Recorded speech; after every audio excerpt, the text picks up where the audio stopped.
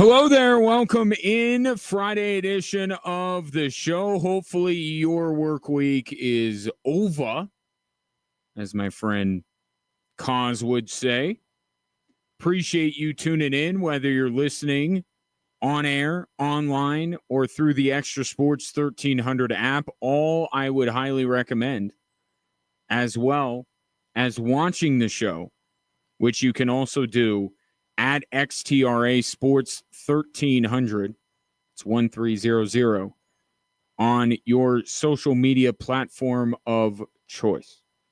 If you would like to elevate your experience, you could text or call into the show at 719-247-1313. Shedeur Sanders ready to make his professional debut, although it will not count. But until September, it's all we got. These preseason games.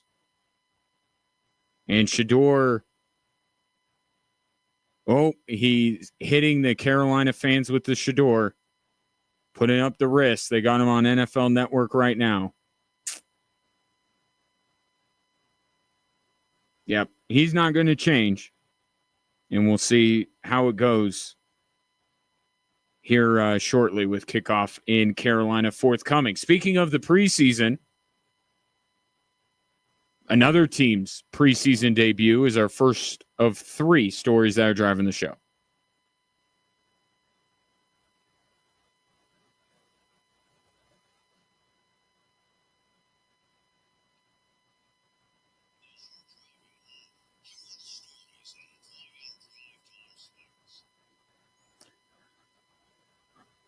All right, story number one, Broncos preseason begins tomorrow night. There's a lot of competition for spots. We discussed the other night, how we're going to play the game, phase one, phase two, phase three. Our starters will play. There'll be a point at which we get into phase two. And when you're in these phases, there's still a rotation, and so if you're looking at three interior defensive linemen in phase two, there might be 4 or 5 ready to play in that phase two. And then the same way when you get into phase three, and we'll rotate that around. So it's, it's a body of work thing in evaluating it all. That's how Sean Payton is going to handle it. Why don't I set up your viewing tomorrow night in 3 phases? Phase one, Bo Nix, come in, make light work of the Niners backups, and get out of there.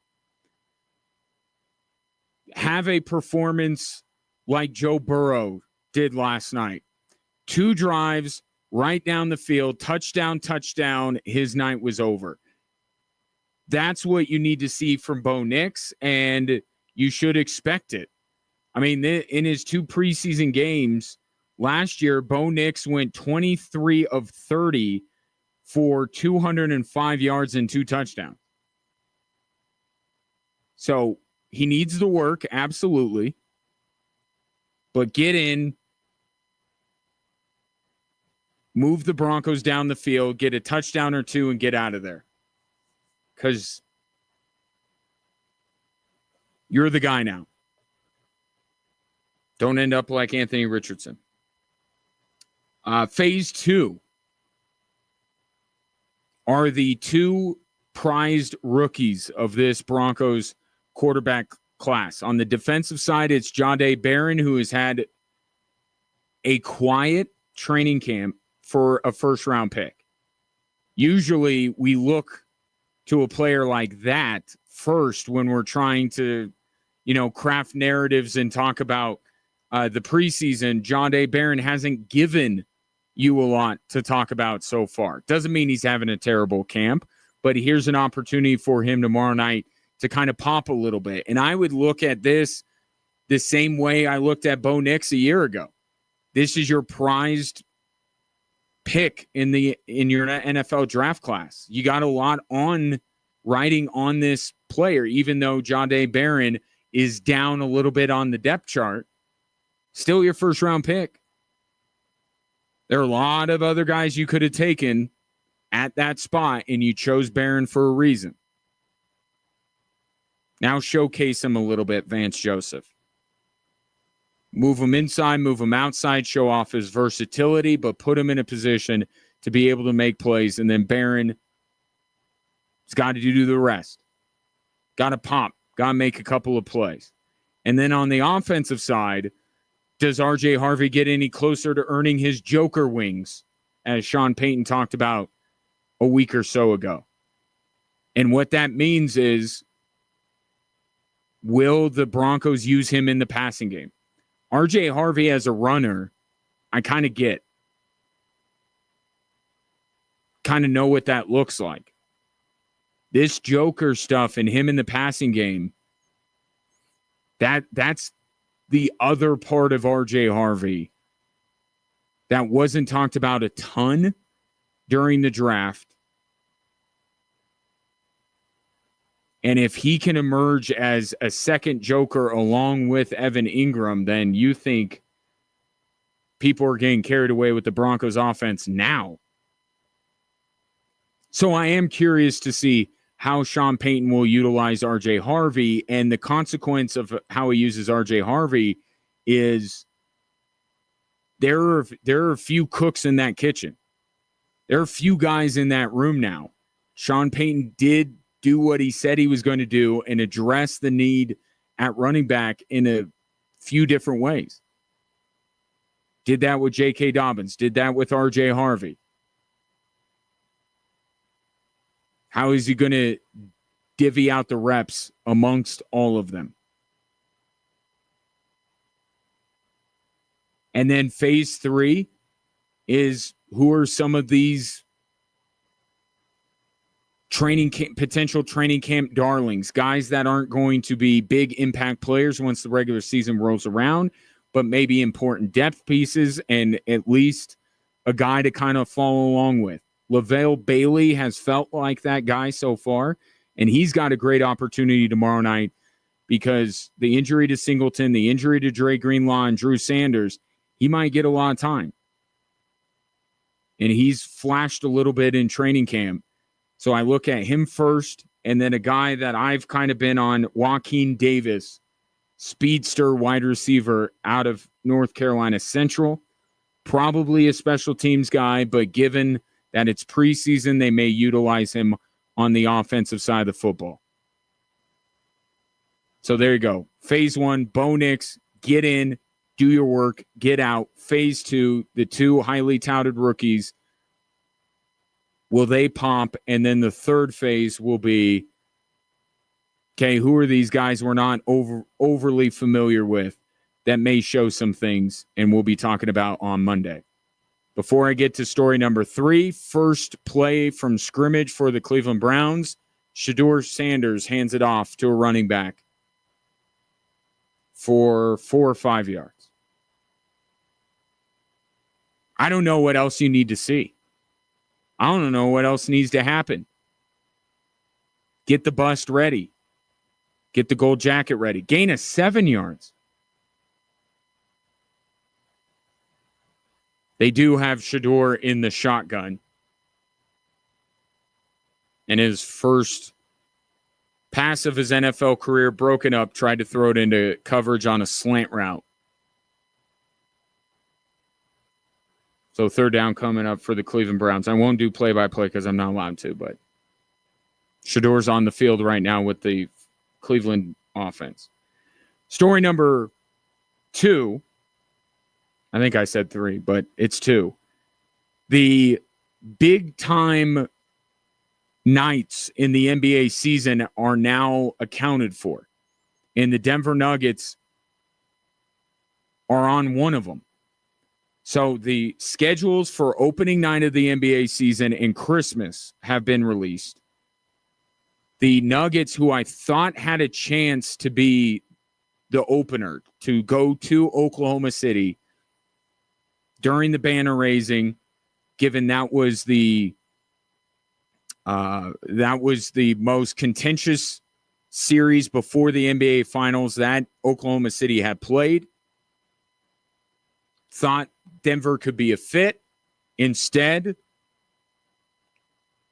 can't say that they made the wrong decision. It will be Kevin Durant and the Rockets visiting Oklahoma City. So you get the homecoming of Kevin Durant, although we've seen that many a time, and now he's coming to OKC with, in some people's minds, the new biggest threat to the reigning champions.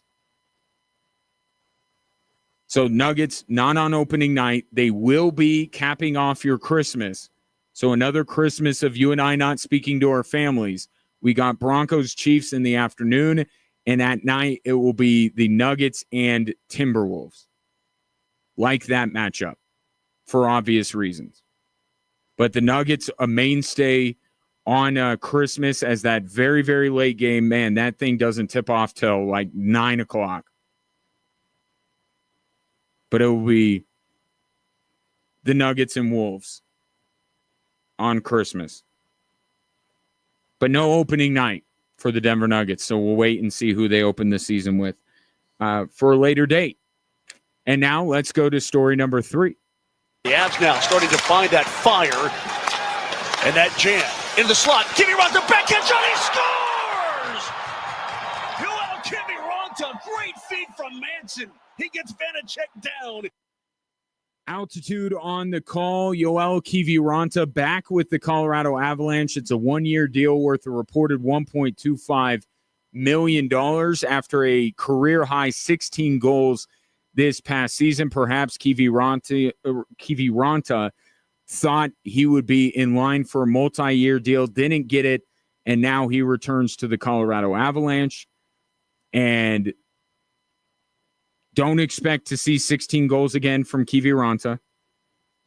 But as Chris McFarland called him in the press release from the Avalanche, a responsible player, meaning the defensive side of things is what Kiviranta is there for. He'll be slotted there in the fourth line. Once in a while, he'll pop up with a goal or two. 1 year, 1.25, tidy bit of business from Chris McFarland. And now you look at this Avs roster and say that might be it. They made the move with San Jose to get another bottom six forward. They got some of the young guys like Ivan and Matthew Steinberg. That might be the last piece of business in terms of the Avs bringing back or bringing in.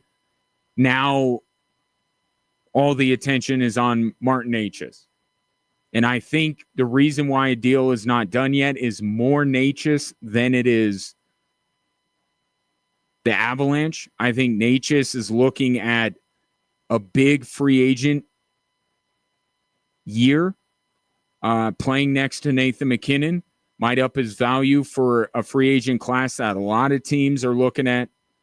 Robertson, Connor, that being Kyle Connor, as well as Connor McDavid. A lot of teams have angled to have money next summer, and maybe Marty Necas betting on himself playing with Nathan McKinnon might cash in. I can't imagine that the Avs are willing to go through another back and forth over a contract. But it's August. I could see this one being announced right before the season gets going in about a couple of months. But now that seems to be the glaring item on the to-do list for Chris McFarland, as it looks like that bottom six is now all present and accounted for with the Colorado Avalanche.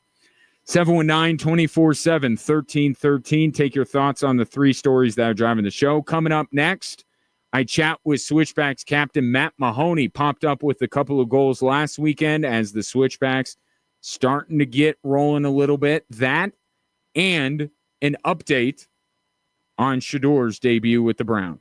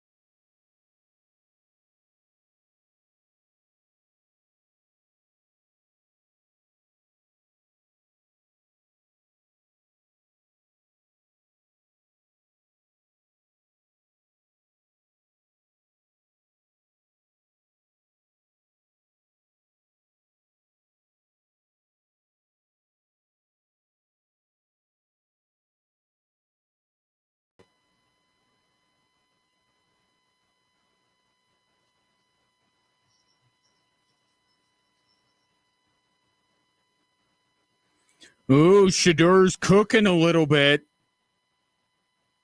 So first drive of the game in Shedeur Sanders' debut kind of already brought up one of the things that was an issue at times at Colorado,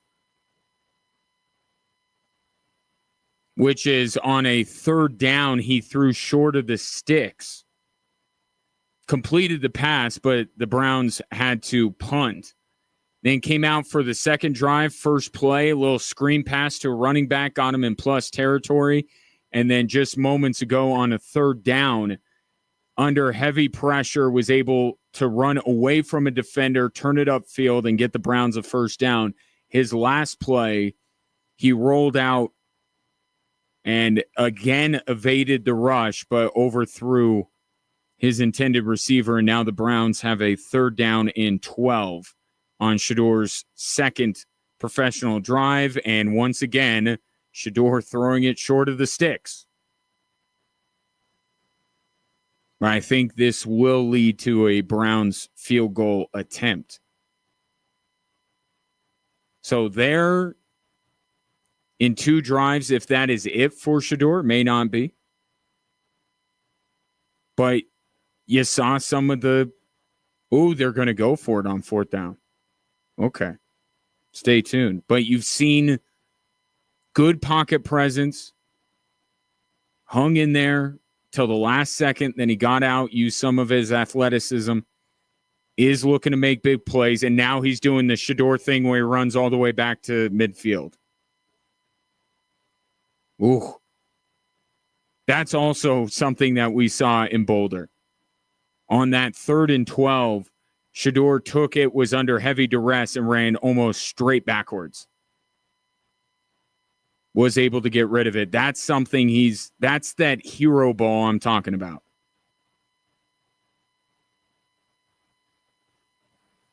Like Shedeur running back as if he's going to get 10 or 15 yards behind where he took the snap, turn around, and be able to make a play.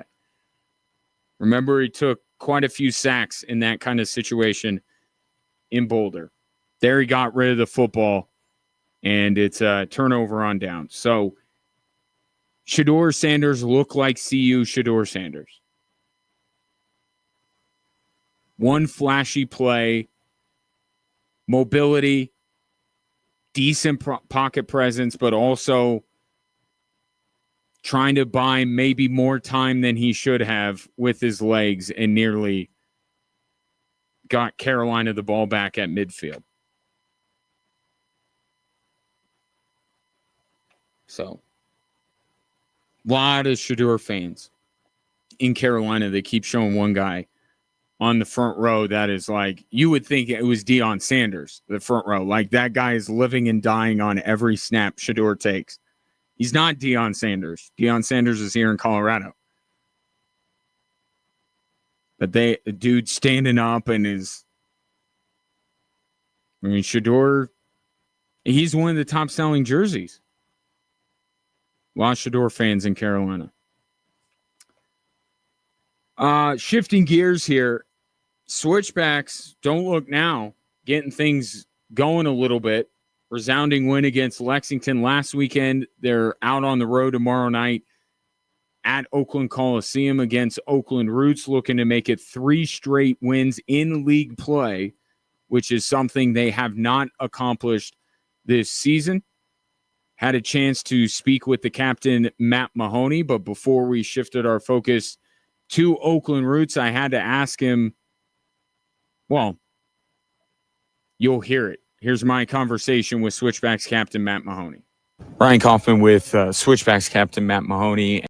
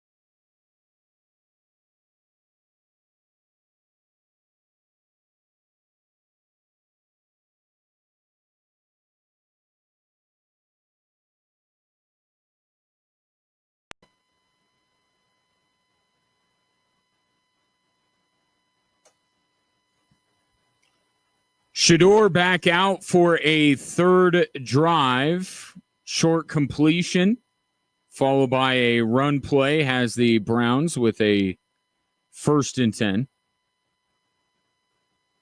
Shedeur now 4 of 8 for 35 yards, has a run for 10 yards as well. I don't know how you can't see that this is a real opportunity for Shedeur. Don't look like the guy's being set up to fail. A lot of safe throws. Not dialing up any huge plays, just letting Shedeur kind of operate within the offense. Like, if Cleveland can make it work with Shedeur, that'd be huge for them. I mean, do we not think of the history of that position? You don't think Kevin Stefanski is trying? I think it's playing into it. I don't agree with everything they're doing by crowding the quarterback room more than it needs to be. But you don't think that the ultimate goal here is to finally find a quarterback worth the Browns investing in?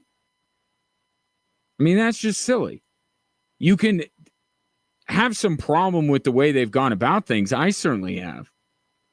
But the idea that they are wanting to set up Shedeur for failure, because that's how it's perceived by some people. And it's like, come on now. They would love for him to be successful. Just, are they going about it the right way? And is Shedeur capable as he airmails receiver on the sideline? Browns will have to punt.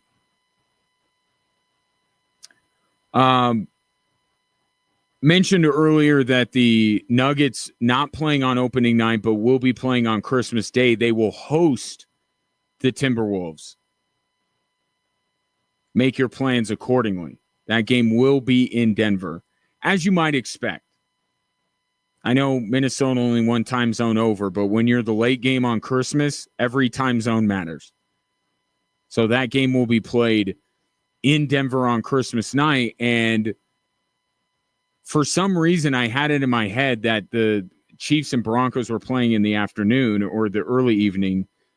Well, I guess they are playing in the early evening. They're the third game of the triple header. I don't know why I thought they were in the afternoon. So, TV-wise, you'll be good. But if you want to go to the Nuggets game against the Timberwolves on Christmas, you may have to sacrifice Browns and Chiefs, or Broncos and Chiefs. Sorry, the Browns are right in front of me. Other games on Christmas, which for many people is the real start to the NBA season. Knicks will play the Cavs. Knicks always get that early game, get that New York market. Then when football kicks off, you'll have Thunder Spurs, Rockets Lakers. Then the two later games, Mavericks and Warriors, and then Wolves Nuggets. So you get Luka, LeBron, Steph, Jokic, Anthony Edwards, Wemby, Shea,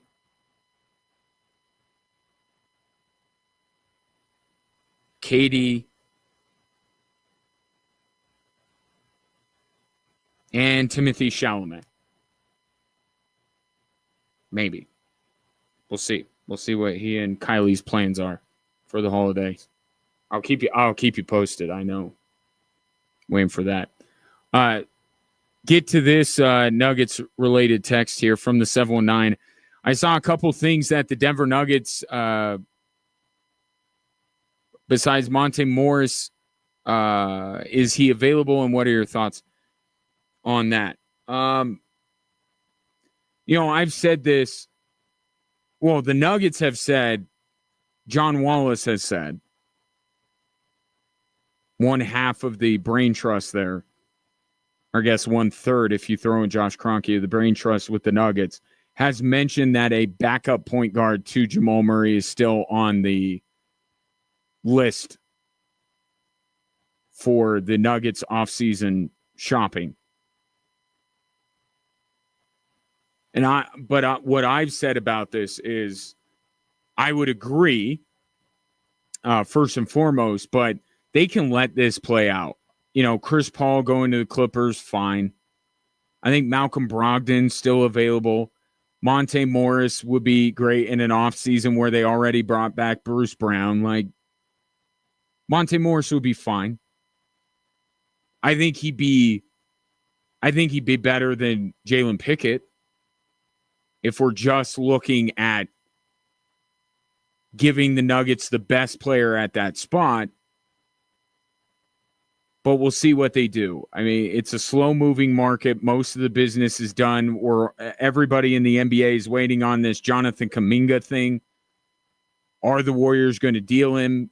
Warriors got a couple of moves potentially lined up if they get their asking price met, including signing Al Horford.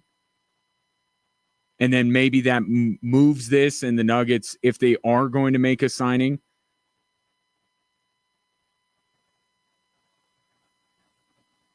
but they can afford to let this play out. And even in a world where they don't bring in anybody, and it is Jalen Pickett as the quote unquote backup quarterback to backup quarterback.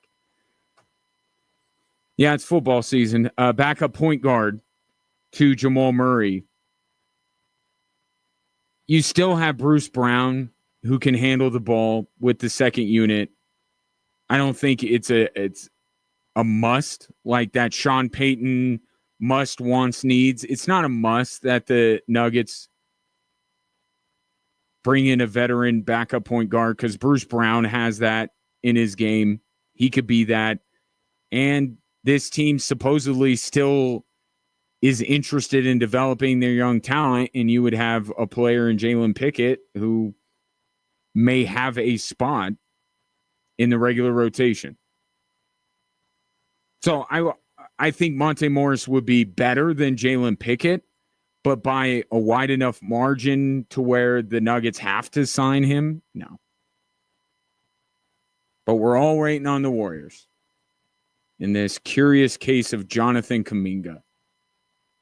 I mean, it's getting to the point that even if you like Jonathan Kuminga, he is not that good. Not good enough for this, is what I should say. Oh, Shedeur just threw a touchdown. Yeah. Tell me the Browns are setting him up to fail. They leave him out for 3 drives. They kept him out there. I think now his night is over. Little play action rollout to the left. Threw it to the back of the end zone. Between 2 defenders. Good throw by Shedeur.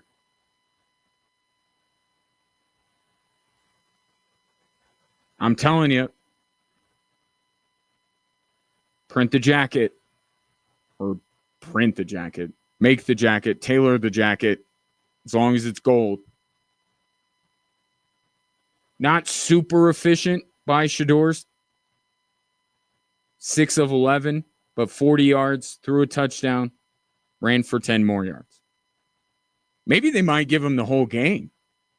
Maybe this is the misdirection of all misdirections. They bring in all of these quarterbacks and you think they're having a competition. No, it's just Shedeur.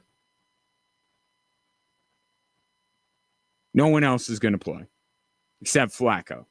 Flacco's spot is still safe, but all this stuff about Dylan Gabriel and bringing in Tyler Huntley, nope. Shedeur's just going to play this whole preseason game. What else? Oh, I hate to end the show on a less than positive note here, but this is one item I hadn't gotten to. The depth on the Broncos defensive line has taken a hit, as is believed that Matt Henningsen, friend of the program, has suffered a torn Achilles yesterday in the joint practice. Henningsen was listed third at one defensive end spot. It was I forget who the starter was, but Jordan Jackson, former Air Force Falcon, was second, and then Henningsen was third there. So setting aside my personal affinity for Matt Henningsen, because he's a good dude, been on the program, he wasn't, if you buy anything in the depth chart, wasn't the next man up at that position. It's Jordan Jackson, but now he's not going to be able to compete to move up any higher. So I would say the second significant, this is a more significant injury than certainly Drew Sanders. But you got Dre Greenlaw banged up, Alex Singleton, Drew Sanders, and now Matt Henningsen suffering the worst injury of them all. Not what you like to see, but of course a reality when it comes to the National Football League. So speedy recovery to Matt Henningsen.